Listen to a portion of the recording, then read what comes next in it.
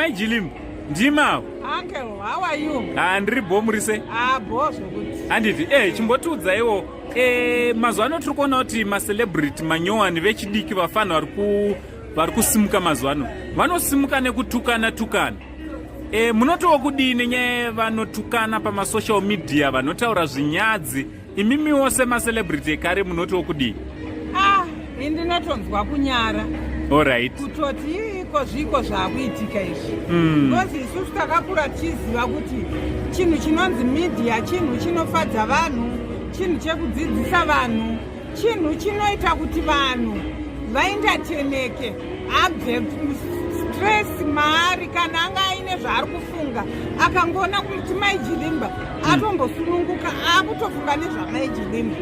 Haachafunga nezvo zvimwe zvinhu. Saka kana pakungotukanwa pachidzorerana mazwi, ina handizive kuti is that the way yekuti tiwane mari nayo kana kuti tidzidzise vanhu nayo. Ina handinzwisise kuti pakutaura zvinyadzi nekutukana tinenge tichinyanyozvidzidzisa chivanhu. Alright, so kune umwe wechidiki ari kusimuka mabrands ekare.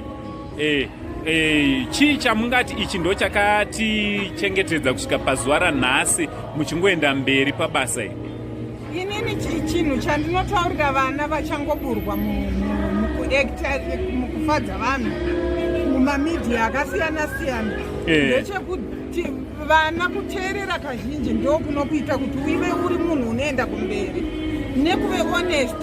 Kana dai kwanzi uya kuseti uya kushuti nguva yakati batisisa time iyoyo uchidzidza kuziva kuti nyange dai kadirekta kako kadiki kwauri kateerere, ukangoteerera unoenda kumberi. Aiwa, tinotenda. Ndo advice yatachida kunzwa kuti munotowo kudii nezviri kuitika kune vechidiki kuma upcoming. Maita basa Mai Jilimba? Aiwa, ndinotenda Uncle Saints. Ndafara ndongogara ndichingoona muchingofadza vanhu. Handisandambonzwa muchitaura zvinyadzi. Saka zvinhu zvinondinakidza sereki papeji renyu. Aiwa, tinotenda. Maita basa? Dai tangoramba tine ukama hwakanaka kuvanhu vakadzikama sesu. Alright.